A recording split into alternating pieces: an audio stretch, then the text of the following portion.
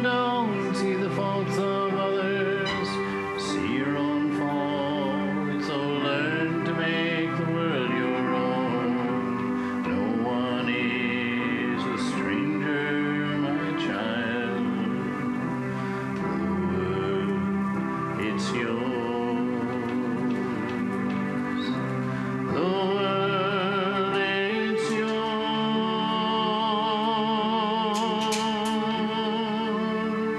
You see, my child, oh, it's not that you won't face danger.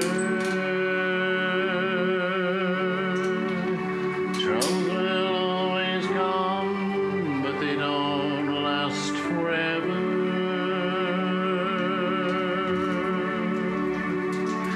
You will see they pass away like water under a bridge. If you want peace, my child, don't see the faults of others, see your own faults. Oh, learn to make the world your own. No one is a stranger, my child. It's yours. The world, it's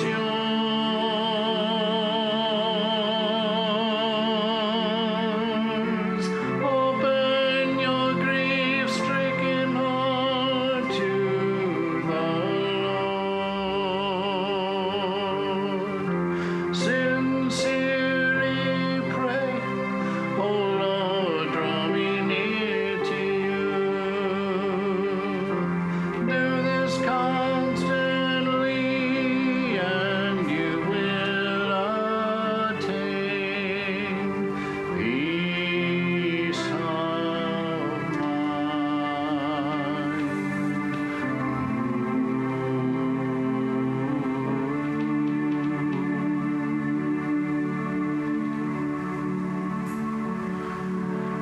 I am the mother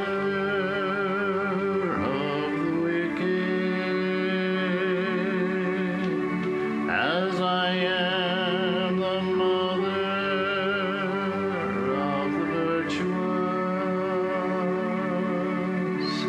Never fear whenever you are in distress.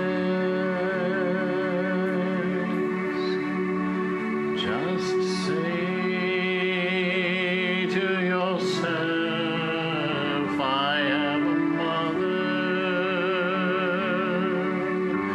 If you want peace, my child, don't see the faults of others, see your own faults.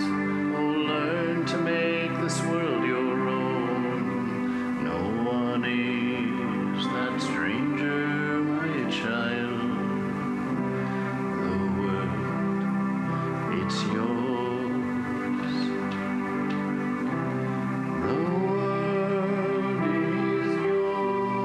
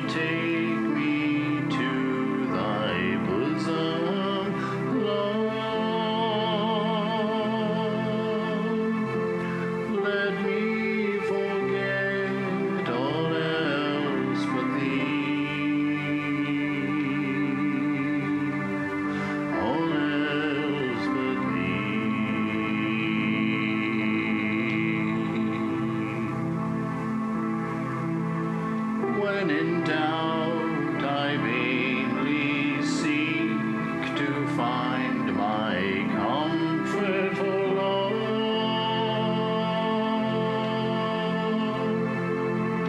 in those things that pass away,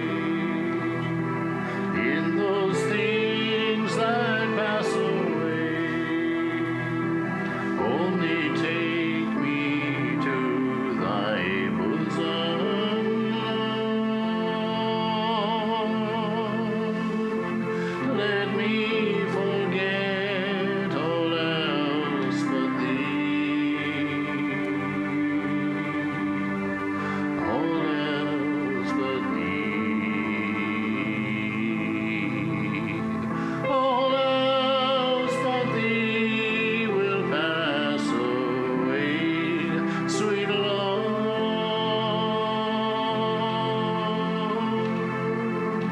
like the dew in midday sun, like the dew in midday sun.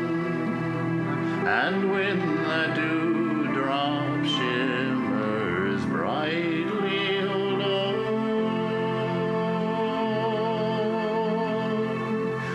let me remember the brighter one, that brighter one. Oh, my Lord, don't let me wander from your shining light.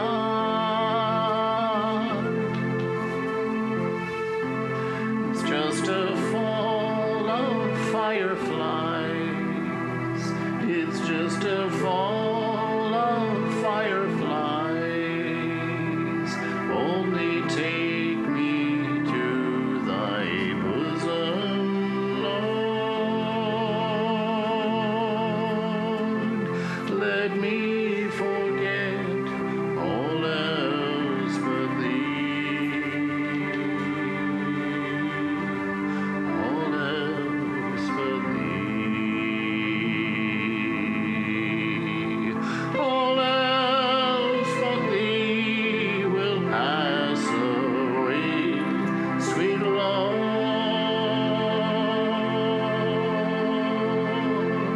like the dew in midday sun, like the dew in midday sun. And when the dewdrop shimmers brightly, Lord,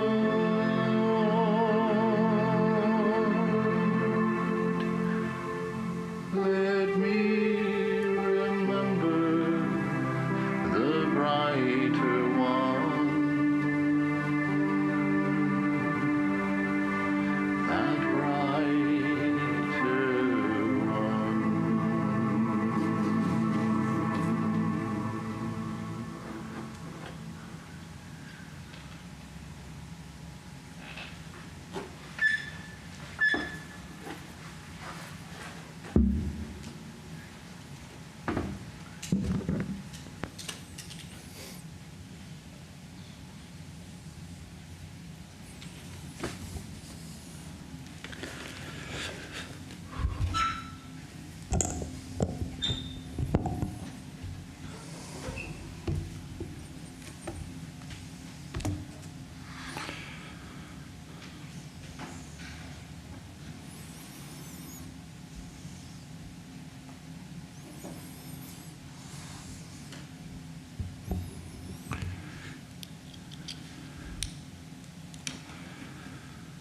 All right, good evening, everyone. It's been a while since we've talked about these things, just about a month. So I had a fantastic time. I went out to the East Coast to the Vedanta Center in Washington, D.C., and just got to touch base with my friends out there that were part of that 8 years at that center, and had such a warm and beautiful time together. It's a very inspiring center if any of you want to go somewhere that's just sweet. And watch the devotees there. I've never seen anything like it with their dedication to that center. They really know it's their own, that it's their devotion that creates it, and their natural karma yoga. In the 8 years I was there, we never had to ask for anything to be done. We would have a karma yoga day. We never had to assign tasks. 15, 20, 25 people would show up, and all the bathrooms would be done, all the gardens would be weeded, all the carpets would be vacuumed. Just such a devotion, and then a huge meal always. There in the monastery in 8 years, I had to cook like 3 times. The devotees would always show up with food for the monks, and it was just such a beautiful experience. I was very glad to be there. And then I spent 10 days camping in the Rocky Mountains with an old brahmachari friend of mine when I first joined back in 1999 in San Francisco. And for the first time in my life, I was brought to tears by beauty. I went on this hike and just came around this corner and just saw those mountains just forced up into the sky in a beautiful, clear, steel gray turquoise lake with the mountains reflected in them. And I just stood there, just the word Ma halfway on my lips, just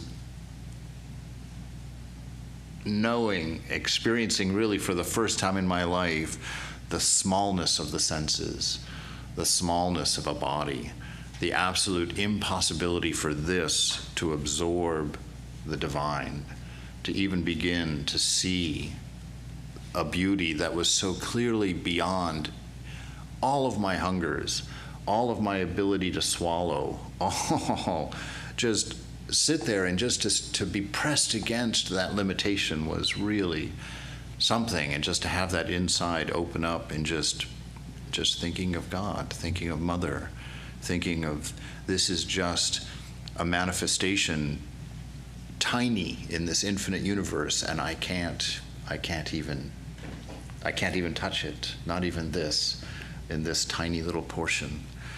And it's just beautiful, and being able to come and bring it down and talk about Brother Lawrence here, who spent every day in that ecstatic state of just having to come up with ways of covering his bliss so that it didn't come over, didn't spill out and get attention, didn't spill out and water ego. It's really, I guess the bottom line, what a wonder that we get to talk about these things.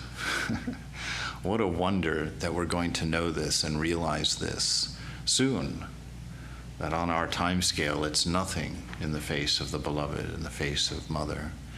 And to be able to read about these great sages and these great saints, and to have the opportunity to touch a truth that's as old and beyond ourselves, and to know that this is our right, that it's not a favor, that God created this for this understanding, for this manifestation. It's not to be earned, it's merely to be realized, accepted, that it's not an acquisition, that it's yours already. Your learning is about how to accept it, how to trust an unconditioned love that you can't imagine in this world, how to accept a grace that requires nothing of you, how to let go of a mind that contains your karma and locks you into smallness. It's yours, and it's mine, and we get to talk about it, and we get to learn about it and dream about it until we are finally ready to set down our limitation, our restrictions and limitations that Swamiji says, that really just makes us. That there's nothing, there's no positive here, there's no addition here that makes us us. It's merely limitations, merely restrictions that create a personality, that create a body, that create a mind. And that as soon as we're ready to take a chance on fearlessness, Mother's there. So we're going to jump into Brother Lawrence's 5th letter tonight. And he says, I received this day 2 books and a letter from Sister Blank, who is preparing to make her profession, and upon that account desires the prayers of your holy society and yours in particular. I perceive that she reckons much upon them. Pray do not disappoint her. Beg of God that she may make her sacrifice in view of his love alone, and with a firm resolution to be wholly devoted to him. I will send you one of these books which treat of the presence of God, a subject which, in my opinion, contains the whole spiritual life, and it seems to me that whoever duly practices it will soon become spiritual.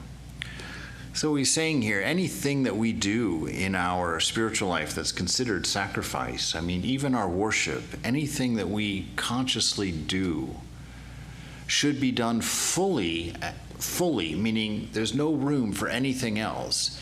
It's done fully for the love of God, fully in response to the love of God. So we don't go into our practice with the idea of getting, or the idea of earning, or the idea of acquiring, or the idea of controlling or doing anything.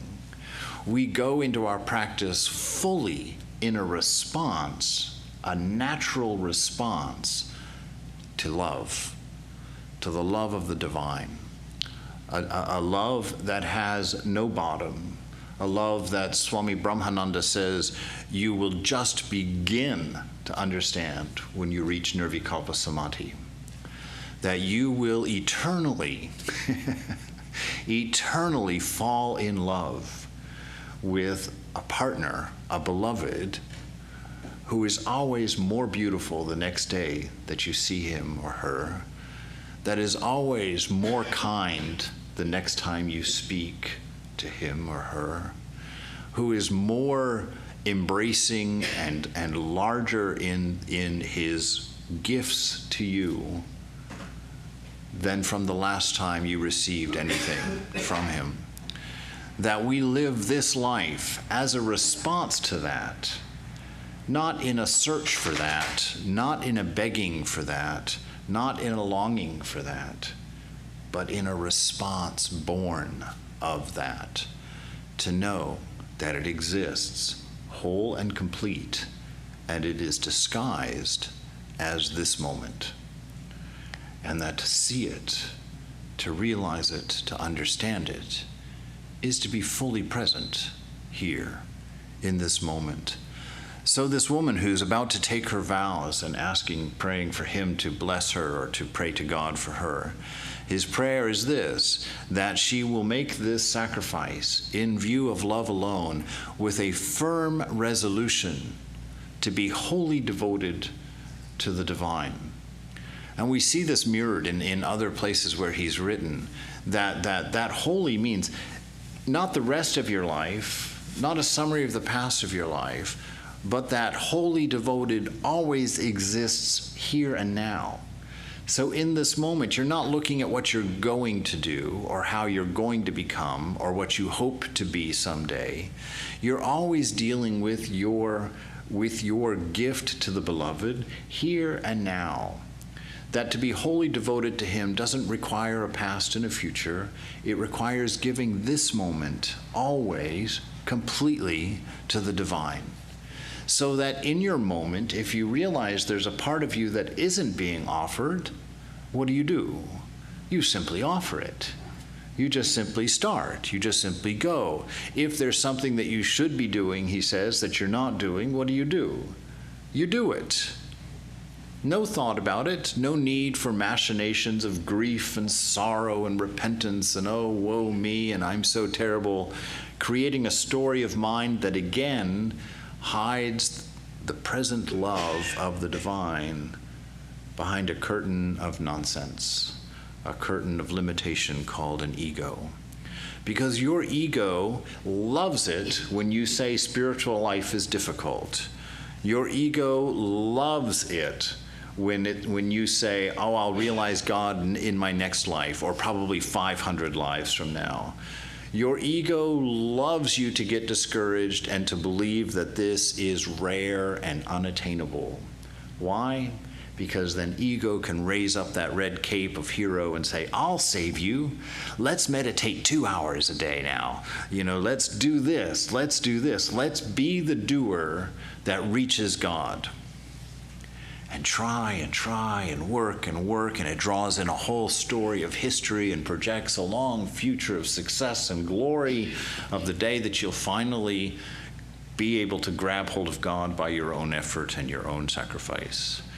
That is ego, and that is what he is warning her about right now. Always have your action be in response to the beloved, in response to love, so that it's not a doing on your part. It's a worshiping. It's a surrendering. It's giving. And he says that these practices will have to be wholly done through a whole devotion devoted to him.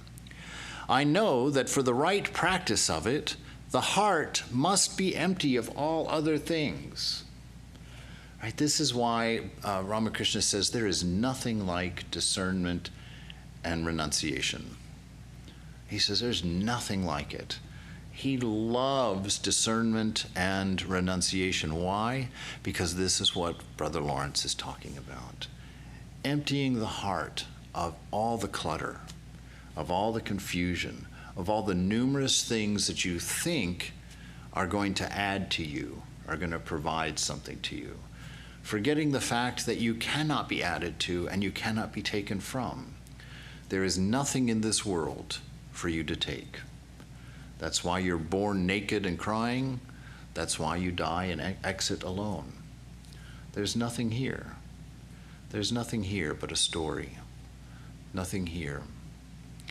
And so he says, for the right practice of it, the heart must be empty of all of the other things. Now, how do you do that? Do you give up everything that you enjoy and love? No. You look through everything that you know and love until you see God, until you see the divine glittering in those objects, and you realize it was never those things that cluttered your heart that were going to give you your pleasure and your fulfillment and your wisdom, that it's always the name of God that's being reflected in these things.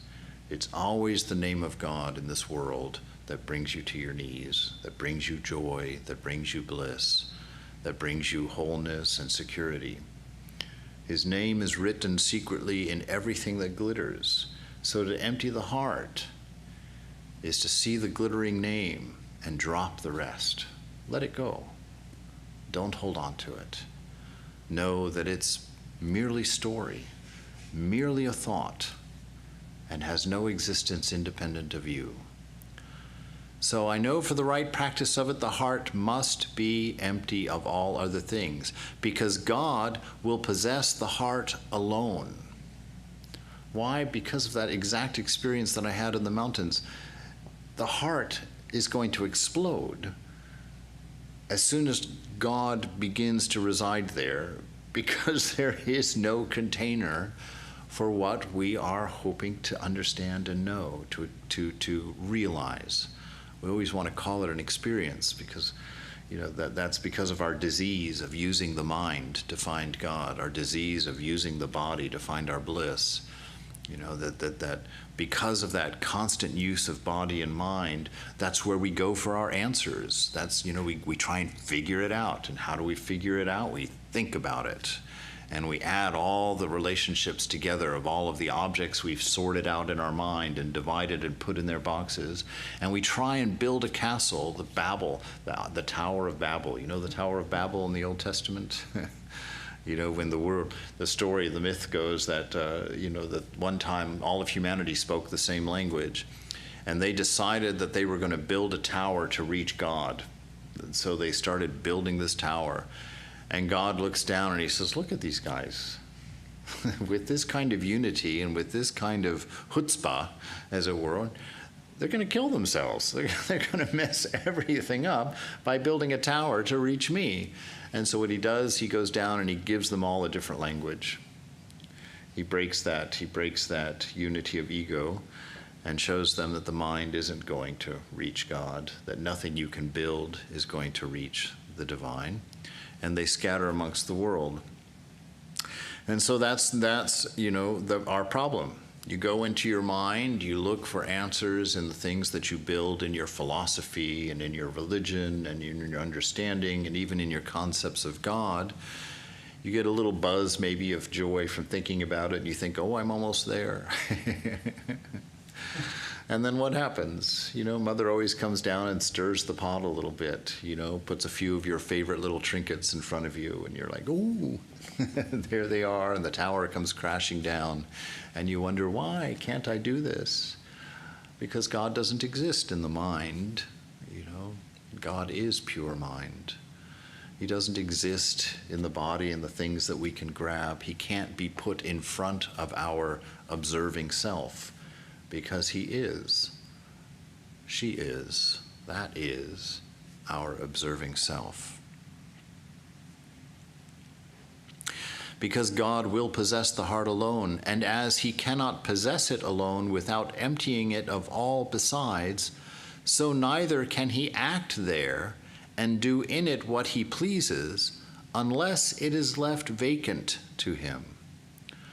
So in this moment, you're offering everything to the beloved. And what is the beloved going to do? He's going to spontaneously act through you. Now, does that mean you've lost yourself? Does that mean you don't get to do all the fun stuff you love to do and it ruins your life because you've had to give it up for a third party out there who wants to take control? I always hear that religion is about control, about... about giving up any sense of your own dignity, your own knowledge, your own. It's utterly not that. To give yourself up to God is to give yourself to your very own highest ideal. Don't you experience that when you read the Upanishads or when you read any of these beautiful ancient scriptures? Doesn't it feel like they're telling you something that you somehow already knew? I remember when I first started reading these fantastic scriptures and reading Thakur, the life of Ramakrishna, always having that sensation that someone had secretly gone into my mind while I was in the shower and it was hanging on the door there, and rifled through the pockets and picked out all of my aha moments, all of the little times in life where I'd been like, oh, I get that, that's what it is. It goes in there, grabs all of my aha moments, went out, put them all in the computer, organized them, typed them up, put them in good prose, and then printed them out and stuffed them back in my pockets again. That's always how it feels when I read the Vedanta, that somebody has it all figured out. Because it is, in fact, your own. It is not something that someone or something came together as a third party and is giving you these writings. These writings are your own. And where do they come from? This eternal moment. This is the Vedas. This moment is the Vedas.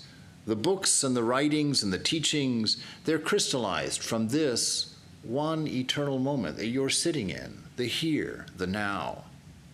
And if you learn to listen, which is to give your heart wholly to the beloved, if you are able to empty, which means to not act out of mind and out of ego and out of body, but to be spontaneously inspired by your highest thought, your highest nature, your highest understanding of isness, you'll know that you wrote the scriptures in that state, that the scriptures were always yours, always your own understanding and realization of the nature of is, the nature of the I am.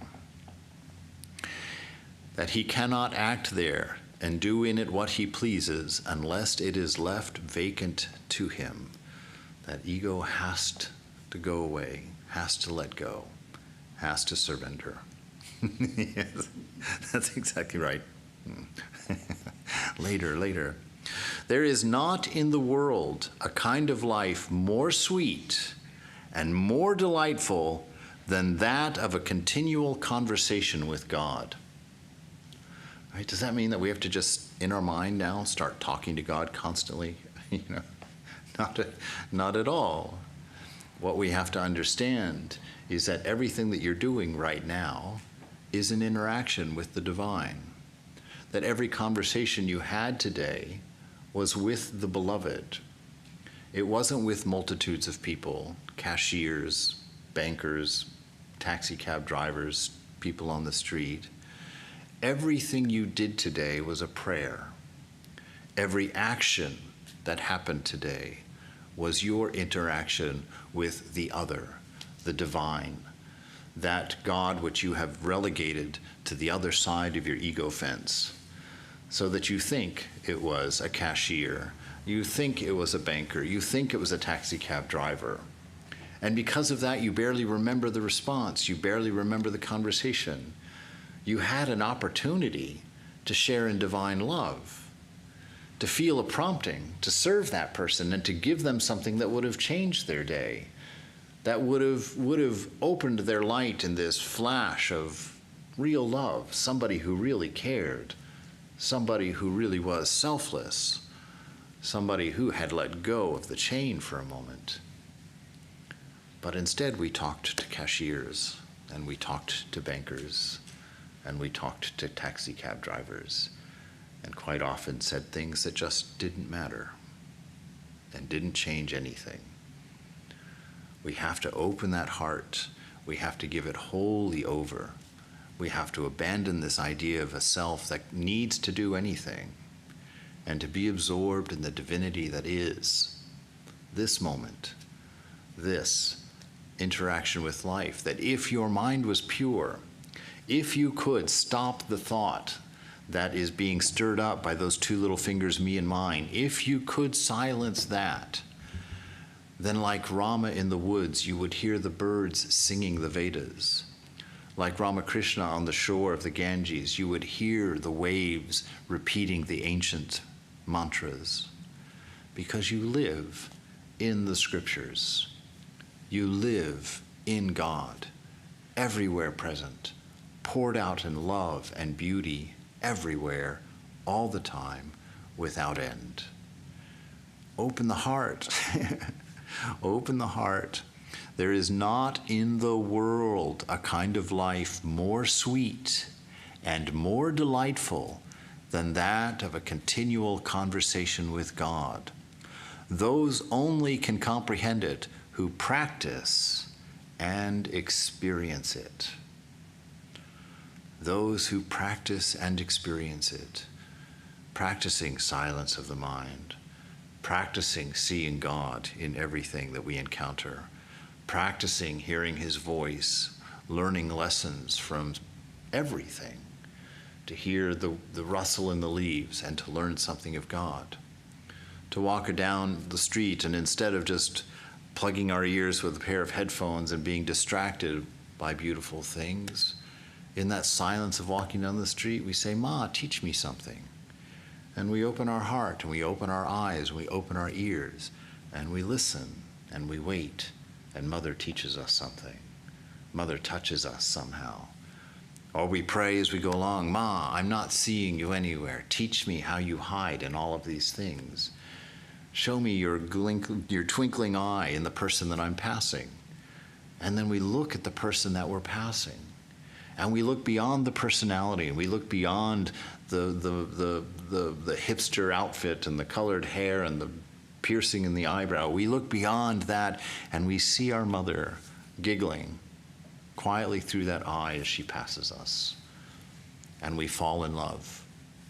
We fall in love again for the first time.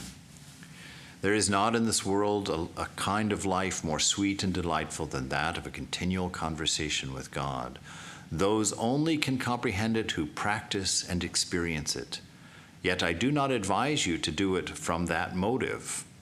It is not pleasure which we ought to seek in this exercise, but let us do it from the principle of love, and because God would have us. Because God wants you, because God loves, and God has prepared an entire universe to welcome you, to bring you to this knowledge, to this experience of being. that every experience in your day today was meant to bring you somehow closer, that every bit of suffering and pain or confusion that you went through today was somehow designed to get you to detach, to let go of these trinkets that fill the heart and don't leave any room for the divine, for your lover, for your highest realization, your highest inspiration. It is not pleasure which we ought to seek in this exercise. So when we sit for meditation, it's not the enjoyment of a good meditation that we're sitting for. It's sitting in the presence of what is, the presence of God, right? I like to think of that in terms of sun tanning. If you lay out in the sun, you're just laying in the sun. Your body's reacting in the normal, natural way that it does to the sun. You're getting that tan. Of course, it's old-fashioned to get a tan. We don't do that anymore. But, in the old days, I'd lay out there on the chaise lounge, even at 13, and work on imagine getting this body to tan. It was something. But to lay out there, you don't have to be like, okay, more melatonin in zone 4 on the wrist, oh wait, over on the finger on the left, more melatonin. No, all of the change that's necessary in your life, all of the growth that's necessary in your life, all of the movement and going toward the divine that's necessary in your life will happen because you're in the presence of God consciously. You are aware of an awareness within you. You're aware of the witness. And just being aware of your own awareness brings out that melatonin of bliss, brings out that tan of love in the heart. Be consciously with God all through your day, every moment of it, which really boils down to this moment, always this moment. Love God right now. Be aware of the beloved mother, your beloved brother, father, son, your highest ideal. It is not the pleasure that we seek in this exercise, but let us do it from a principle of love, and because God would have us. Were I a preacher, I should, above all other things, preach the practice of the presence of God. And were I a director, I should advise all the world to do it. So necessary do I think it, and so easy too. Knew we but the want we have of the grace and assistance of God. That is what our practice is for. That's what our discernment is for, so that we can realize how much we have longed for the divine. When we come to it, when Thakur says that you have to love God with the combined love, and I can never remember the whole list, but this, that, and the other, it doesn't matter what that list is. The way to do it is not to stop loving those things and learn to love God. It's coming to the understanding that the things that you love in those things is God. And you look through those things. You look through your partner. You look through your mother. You look through your image on the shrine. You look through these things to the God that is inspiring the love that you experience in them. And by knowing that the real love behind all of these things is the divinity, is how you become aware of how much you have loved God forever, how much you have longed for God in that constant quest for the perfect boyfriend or the perfect girlfriend or the perfect job or the biggest raise or the most praise that you can ever come. That all of that was your longing for a moment with God, a moment with the fulfillment that only God is, a moment of the perfect love that only God is. And what is that God? Your very self, without offensive ego that says God is there and I am here. It's laying down everything taking up space in your heart with a lie. No, knew we but the want we have of the grace and assistance of God. We should never lose sight of him. No, not even for a moment. Believe me, make immediately a holy and firm resolution, never more that you will willfully forget him, and to spend the rest of your days in this sacred presence, deprived for the love of him, if he thinks fit, of all consolations. To do it for the sake of love, nothing else. Do it because it's what you are, not for any other reason. There is no acquisition. There is nothing that can be added to you by anything that you do, think, or say in this world. Nothing. So stop thinking of God in terms of acquisition and start understanding its nature of being. And through that being, that constant companionship, you do the becoming automatically. You don't have to whip yourself, you don't have to drive yourself, you don't have to push yourself and force yourself. All discipline is inspired when it's the presence and voice of love inspiring it spontaneously from deep within your own self, a familiarity and an intimacy that you have looked outside for forever. It's time to give it up. Make immediately a holy and firm resolution, never more to willfully forget him, and to spend the rest of your days in her sacred presence, deprived for the love of him if he thinks fit, and deprived of all consolations, if it's what is, if it's what's best. If you can touch that shrine within just once, if you can find that thumb-sized hole in the heart where that blissful absolute, the unchanging self, somehow is slipping through in a pure love that is the motive, the energy that you use for every breath you take and for every thought you think and for every action you make. If you can find that heart, that shrine within your heart, and if you can let go of all story, that's the only way to find it. Let go of everything your mind is saying to you as non-existent. Just let it go.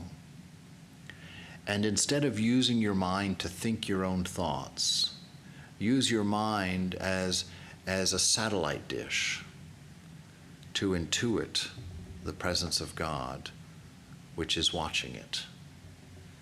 To intuit that infinity from which the self is watching, a place that cannot be objectified, cannot be put in front of the senses, a place of infinite space and infinite silence, the framework of every object and every noise, from which your infinite self has been sitting patiently forever, in its own bliss, in its own fullness, as this play captures it and holds it captive.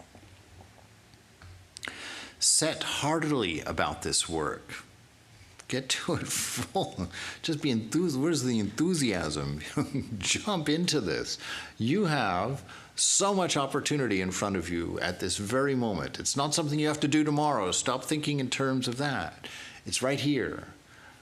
Be enthusiastic about opening to it, about touching it. Don't begrudgingly change your life. Don't begrudgingly let go of these objects and trinkets of the world that gave you nothing but hunger, right? That's what discernment teaches you. That's the only thing this world can give you two things, actually. This world can give you hunger, and this world can give you distraction. Those are the only things that you can get here. And for many people, we think that's good enough, right? I mean, some of those people, we get addicted to these things that give us a little distraction or a lot of distraction. We get addicted to these things that make us hungry, that make us want more. And the more you get, the more you want. You know, the thing about the objects of the world and the hunger and lust of the senses is that it tricks you, because as you jump into it, thinking, I'm just never going to say no to this self again, it starts getting more and more particular. You know, you start going to the gym. I got to be beautiful. So you make yourself beautiful, but suddenly you demand only beautiful people that work out at the gym, right? So you work out more at the gym and you get that special haircut, and then you get that great job and you've got money now. And suddenly your desires require people that make at least this much money and spend at least this much time on their body and have at least this much power at work and this much authority in their jobs and this family level and this nationality. You become a connoisseur, and you start being led by your nose to the far reaches of the world in search of a perfect thing that doesn't exist. And you spend your whole life. And one day you're 90 years old and that beautiful gym body is sagging and dragging on the ground behind you, hanging over the edges of your sandals. And you're thinking to yourself, I can't get what I love anymore. And you're alone and bitter and angry because you were a fool. It's your opportunity not to be a fool. That's what Swami Prabhupada, one of my favorite, the way he used to say that word, he says, why is it that you do these things? Because you are dumb.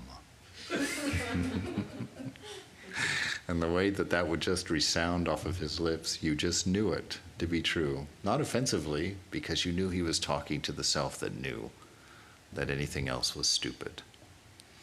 That's discernment, to accept that you're stupid and to set about not being stupid by being constantly in the presence of God, giving your heart wholly over to the beloved, living for an ideal that's higher than stars.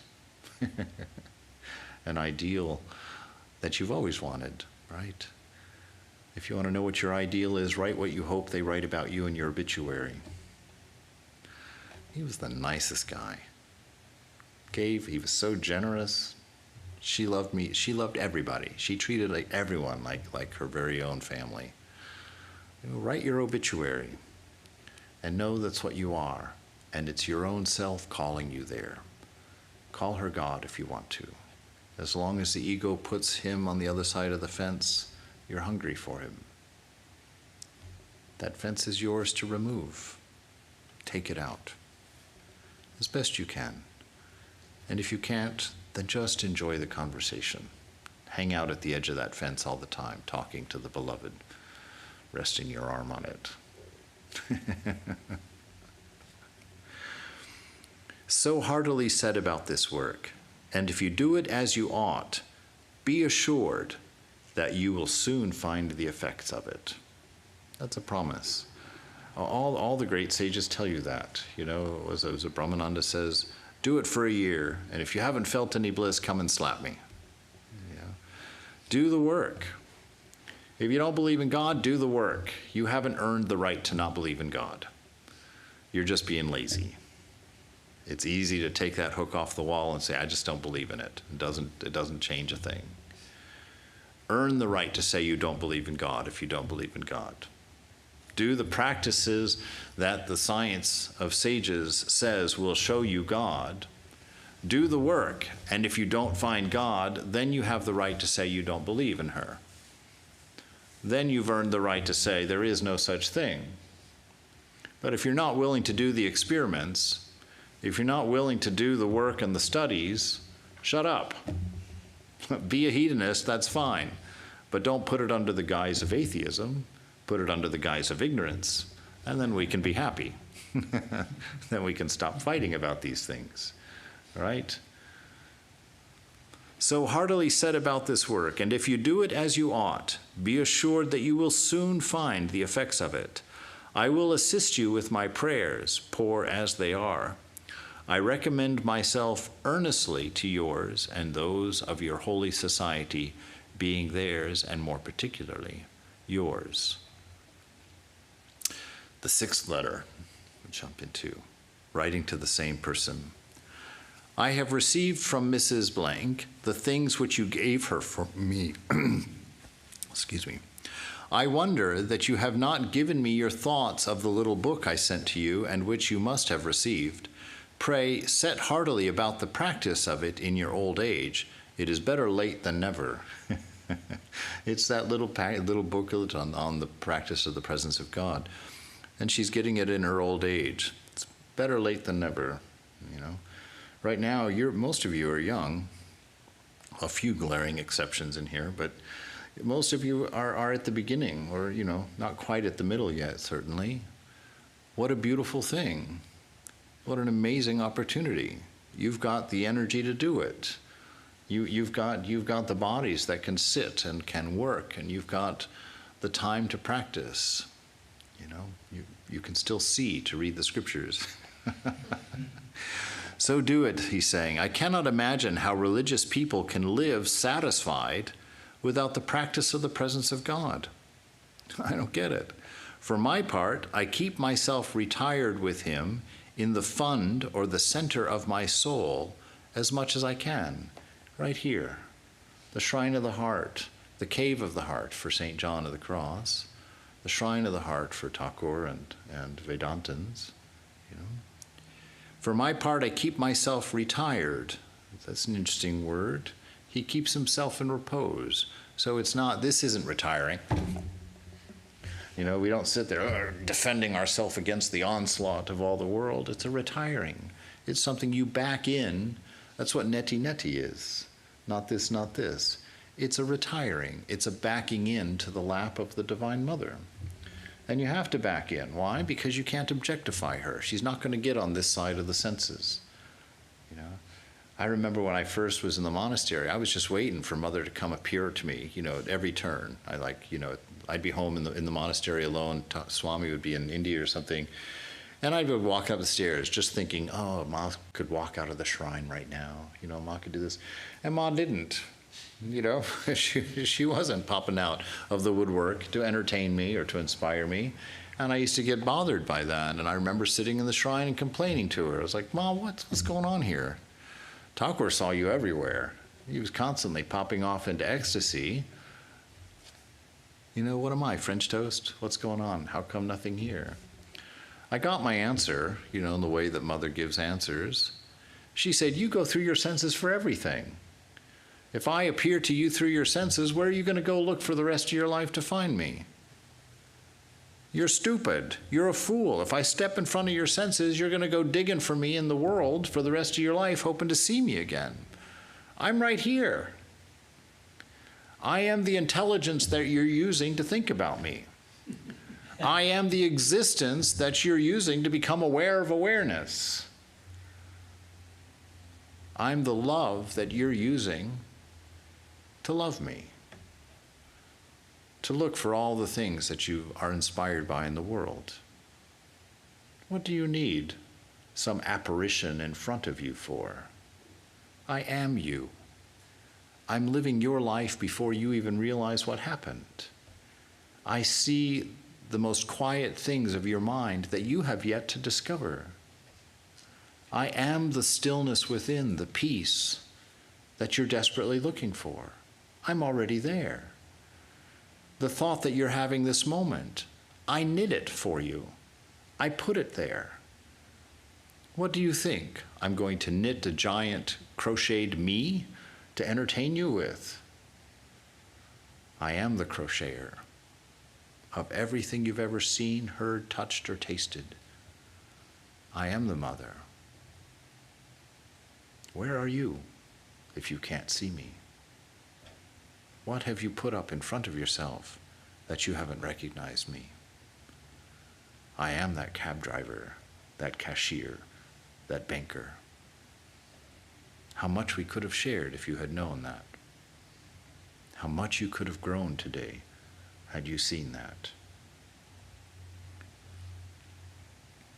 I can't imagine how religious people can live satisfied without this practice of the presence of God. For my part, I keep myself retired with him in the fund or center of my soul as much as I can. And while I am so with him, I fear nothing. But the least turning from him is utterly insupportable. The least glancing to the left or to the right is a barren hunger in a wasteland of delusion. He's come to see this. He's come to know this. That to forget God for a moment is a wasteland. We pray that every day in that thing that we repeat. Oh, how I long for the day when a moment's separation from you. It's the truth. We pray to see it someday. Why? You don't have someday. You don't have a future. You know, one time I was riding back from Olima with Swami Prabhupada, and it was his 85th birthday. And I turned to him, I said, Maharaj, what's it like to be 85? Like, I'm always making 5-year plans for myself, you know, like in 5 years I'm going to do this, that, or the other. I said, what's it like to be 85 when you really can't make a 5-year plan? And he smiled and he said, oh, we're going to get personal, are we? He said, well, to be honest with you, it's no different than being 20, because I was never promised another day. I was never promised tomorrow. And I've lived my life knowing that I was never promised tomorrow. And I was quiet the whole way home. I was like, that is the most beautiful, enriching, wonderful thing I've ever heard. To learn to live in the moment. There's nothing in the future for you. If you put something in the future, you might as well never have it. Because there is no future. There's only now. And if you're not having what you desire now, if you aren't fulfilled now, in this moment, if you're not happy and full of joy, there's nothing out there that's going to change it. There's this moment that will allow you to change it. The here and the now. Don't go looking for your joy. Don't go looking for your happiness. Sri Nisargadatta Maharaj, remember? Remember what he told us? He said to you, it is your quest for happiness itself that prevents you from being happy. Because to go on a quest for happiness, you have to decide that you're not happy. Right? You have to believe the story that you don't have it if you're going to go look for it. The scriptures are telling you are God. You are this entire universe and more. Thou art that. What do you think you're going to go get that's going to fix something? You are that.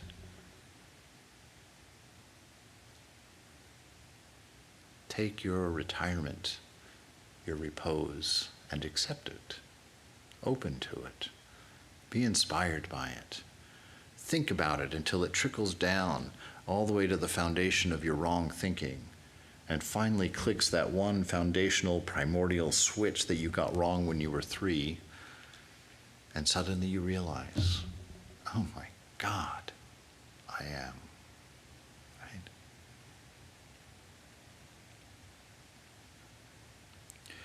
I fear nothing, but the least turning from him is insupportable. This exercise does not much fatigue the body. It is, however, proper to deprive it sometimes, well, nay, often, of many little pleasures which are innocent and lawful, for God will not permit that a soul which desires to be devoted entirely to him should take other pleasures than with him. That is more than reasonable. Right? So we don't engage, even if it's not a matter of right and wrong, right? It's a matter of inspiration. It's the ego that wants to go collect a few little trinkets. No, it's not a big deal. No, it's not a big problem. No, it's not wrong. But if it's the ego going and collecting these little things, you're still hungry. You're still not understanding that you're free of the need for that. You still believe that the meaning of freedom is to be able to do what you want. Do you see the oddness in that? Freedom is not the ability to do what you want. Freedom is to have no want. Freedom is to find this moment perfect, to find yourself mysteriously blissful, mysteriously intelligent, mysteriously loving. And in that place of zero thinking, zero imagining, zero calculating, love manifests. And you never make a wrong move. You never say the wrong thing. You never feel anger, jealousy, hatred, bitterness, loneliness, defeat, depression. Because you're standing in love. You're standing in intelligence. And you're tripping out trying to figure out what existence means. Wow, what is this? To be aware of awareness. What a thing. This exercise doesn't much fatigue the body, so it's not a matter of some heroic effort driven by need and hunger to find something out there that is true. It doesn't involve that.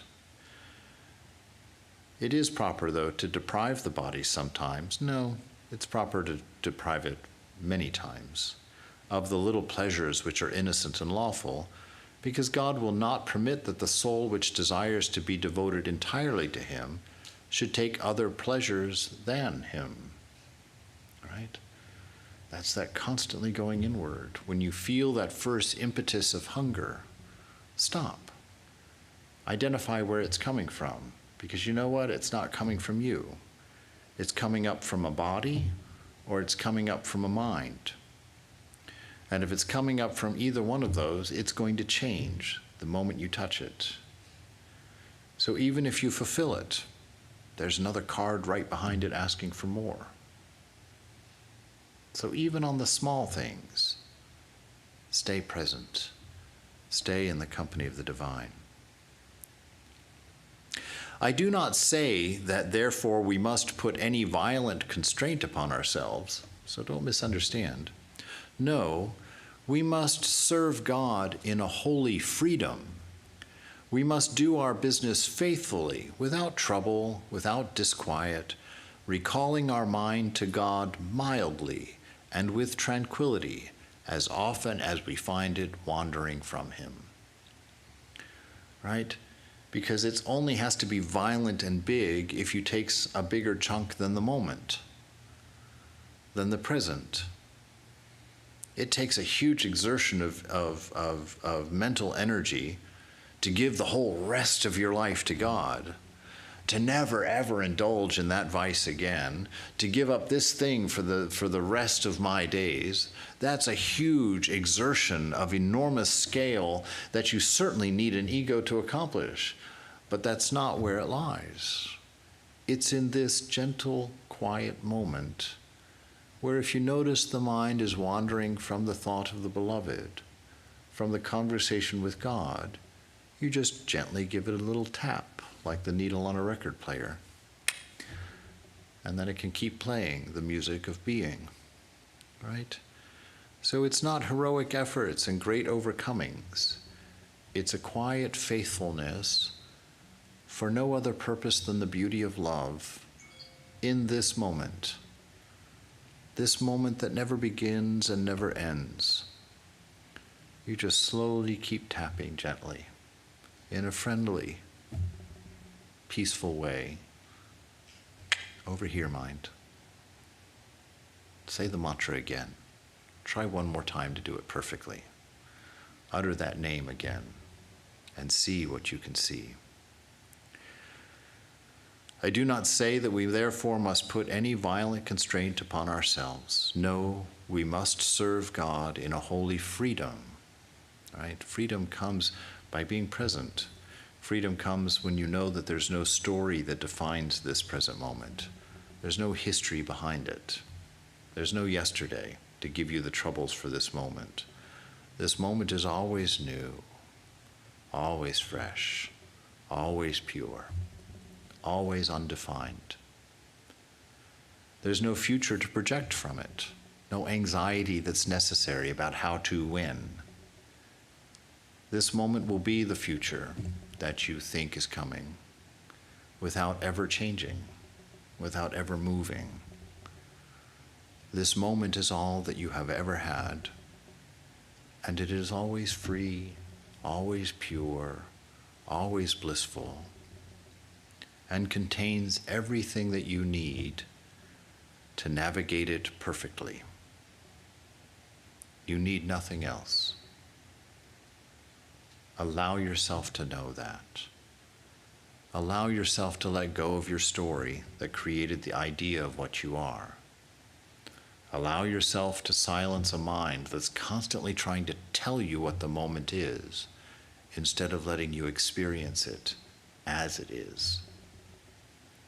Let go of a future that's constantly defining the necessity of change, the necessity of do, the necessity of get or hope or long for. Let go of that and be here in the I am, the very name of God, and experience this holy freedom that Brother Lawrence is talking about. All right, we should stop there. So with Mother's permission, we'll stop. Any questions? Ideas? Challenges? Corrections? Very good. Is he a deep thinker, or is he a man of this kind of awareness that we study in Vedanta? Yeah, he's...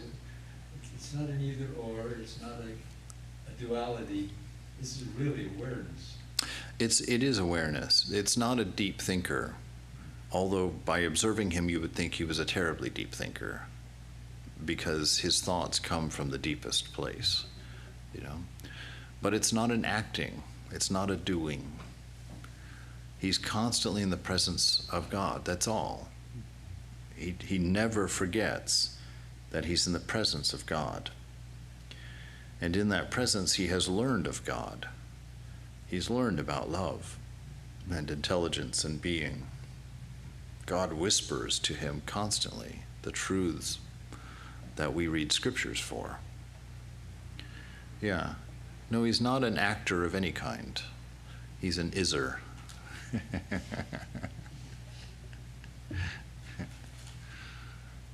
Brahmananda said that after 3 years, if the person does not realize something, then karma is slapped in your face. Yes. Yeah, I said a year. I'm a little anxious.